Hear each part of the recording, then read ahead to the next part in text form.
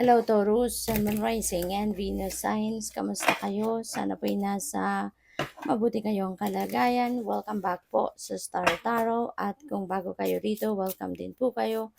Please subscribe, like, share my videos, and leave me a comment kung naka-resonate kayo. So, first card ninyo, Warrior Spirit. Sabi dito, stand your ground. Okay, Taurus? Stand your ground. Huwag kayong papayag, no, na huwag kayong papayag na apakapakan kayo ng ibang tao, or huwag kayong papayag na, 'di ba, i-manipulate kayo ng ibang tao, 'di ba? Sundin sila kahit hindi tama, hindi hindi mabuti ang intention, yung gano'n. So, manindigan ka, 'di ba? Panindigan mo kung ano yung sa tingin mo ang tama, ang dapat, 'yun. Maging ano ka, maging palaban ka, 'no, para sa kung ano ang tama. So, yung next message is belief, examine existing beliefs. Alright? Kasi baka meron dito kayong mga pinaniniwalaan na, alam mo yun, kumbaga expired na, no? Yung bang siguro, meron kayong mga pinaniniwalaan na siguro napapansin din ninyo sa ngayon na kung hindi ganito yung iyong sitwasyon na naniniwala kayo, naninindigan kayo dito sa kung ano man ang belief na ito, baka na-realize ninyo na siguro, asensyado na ako.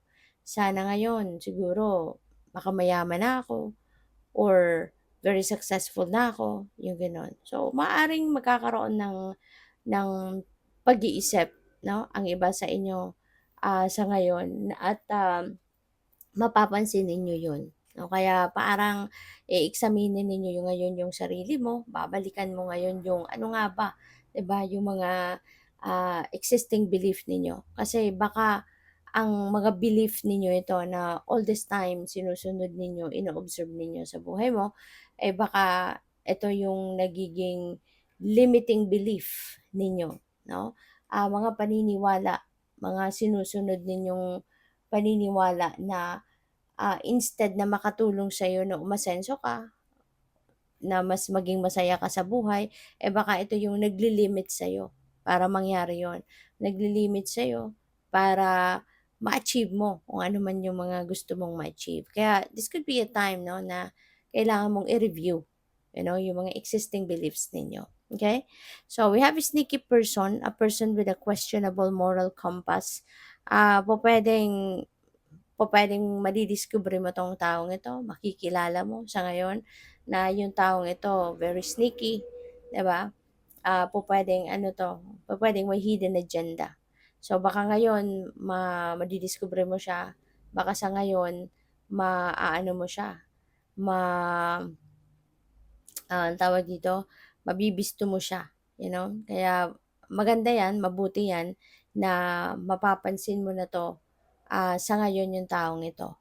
At, yeah, maaaring ma-realize mo dito na kung anong ginagawa ng taong ito hindi mo na siya puwedeng pagkatiwalaan, 'di ba? So, at least mabuti 'yun na, sa maagang panahon, 'di ba, makilala mo na yung tunay na pagkatao ng taong ito. Kasi baka mamaya pinagkakatiwalaan mo 'tong taong ito. Tapos yun pala, may hidden agenda siya, 'di ba? So, at least mapapaaga yung pagbisto mo sa taong ito. So, we have mindset, find a different perspective. Ayan. So, baka kailangan mong baguhin ngayon yung mindset ninyo. Baka ngayon kailangan mong baguhin yung perspektibo ninyo. You know? So, baka related din yan dito sa existing beliefs. Baka with this, sa pag-i-examine mo ng iyong sarili, baka ngayon magkakaroon ka ng realization, no, na it's about time na for you to approach things differently, you know. So, what else? We have soulmate. Someone from your soul tribe is coming your way. Pwedeng yung soulmate na to, makikilala mo na sa ngayon.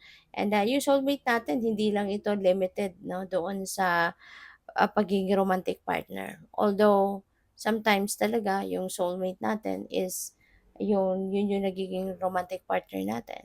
But sometimes, yung soulmate natin is kaibigan natin. 'di ba? Nagiging kaibigan natin or nagiging mentor natin, nakakatulong sa sa buhay natin, 'di ba? Yung mga gano'n. So, na kunyari nagbibigay ng advice, yung gano'n, yung gumagabay sa'yo, yung gano'n. Kaya pupuwede na may mga gano'ng sitwasyon kayo sa ngayon. What else? We have treasure, protect your energy and space. Ayan. Kasi napakahalaga din hindi lang kasi ang pera or kayamanan, material things ang mahalaga, 'di ba, sa buhay ng tao, but also yung peace mo. Ang peace mo, ang kapayapaan mo, isa din ito sa pinakamahalagang, bagay 'no, sa buhay ng tao. Kasi kung peaceful ka, 'di ba? Masarap ang buhay, masarap ang pakiramdam, walang problema, wala kang iniisip, walang nagpapa-stress sa'yo, 'di ba? Hindi mo mabibili 'yun, walang monetary value, 'no? Ang ano, walang makaka walang presyo, 'no, yung kapayapaan. Hindi siya mabibili talaga kaya napakahalaga niya. Kaya protect your energy and space. And isa sa mga paraan 'no, para maprotektahan mo yung energy mo and then space mo is to choose people 'no, that you're going to surround yourself. Choose those people that are positive thinking people. Mga taong masayahin, mga walang masamang tinapay sa kanila, yung pure yung mga puso, pure yung intentions, yun. At mabuti mabuti yung ano nila, yung maganda yung aura nila, mabuti yung kalooban nila, yun ang mga magagandang klaseng tao ang dapat na kinakaibigan natin or pinapaligid natin sa sarili natin. Hindi yung mga ano, hindi yung mga taong mga walang nakikitang iba kundi kung ano ang hindi mabuti sa ibang tao, yung mga mapanira, mga ganyan, 'no? So, tignan natin ano pa ang ganap. And by the way, maraming salamat for subscribing. And if you haven't subscribed yet, subscribe na kayo. And also, maraming salamat din for not skipping the ads. Malaking bagay po yan sa akin. And also, please click the join button sa baba ng video kung gusto niyo na mag-join sa membership. So, we have evidence. Ayan. So, siguro ang iba sa inyo sa ngayon, Taurus, naghahanap ng ebidensya, naghahanap ng proof, ng patunay. Pupuwede kung kunyari may statement kayong nilabas at, kailangan mahalagang statement ito. So, maaaring kailangan mo ng proof dito, kaya 'yun ang hinahanap mo. Para mapatunayan mo na tama 'yung sinasabi mo, na na may ano ka, may patunay, may proof ka. Or pupuwedeng trabaho mo 'to, 'no, maaaring imbestigador ka, pupuwedeng researcher ka, na kung ano man yung statement na ilalabas mo, meron kang ano, patunay dito, you know? So, we have memory, ang iba siguro sa inyo, maaaring naaalala ninyo ngayon yung mga mahal ninyo sa buhay, naaalala ninyo yung, mga masasayang araw ninyo, mga experiences ninyo in the past, kasama 'no, yung mga mahal ninyo sa buhay, puwedeng gano'n, alright? Pupuwedeng nami-miss mo yung mga mahal mo sa buhay, kaya nire-recall mo 'to, yung mga panahon na magkasama kayo. So, we have justice, ayan, so this is good, that justice will be served. This is good na yung hustisya ay, makukuha niyo na, 'di ba? So, this is good. Maaari din na baka meron kayong mga ipinaglalaban, 'di ba? Maybe you are maybe meron kayong mga, bagay na, inaano ninyo, kini-claim ninyo, yung gano'n, 'no? But regardless kung ano man 'yan ano, you are, going to get dito what you deserve. Kung anong deserve mo, yun ang makukuha mo. So, good luck. Thank you for watching. Love and light. Namaste.